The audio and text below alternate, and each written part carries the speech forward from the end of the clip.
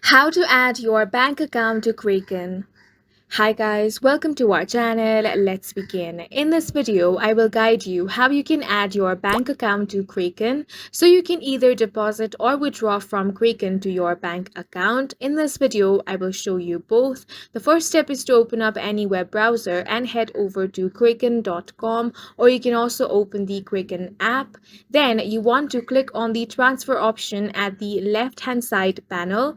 Now you can choose either deposit or withdraw. In this video, I will select deposit. Now you want to select the currency, so click on this drop down menu and select whichever currency you want. I have selected euro, but you can select whichever currency you want. Then next, you want to select the fund directly or fund manually. Once you have selected it, select the method. So you have two methods available over here. You can select whichever you want. Then you want to enter the deposit amount. Go ahead and enter it. Then click on the continue option.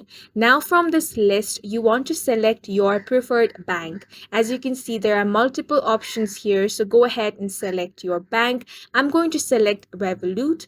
Now it's going to ask you to confirm your payment details. Check if all the details are correct. Then click on the confirm option.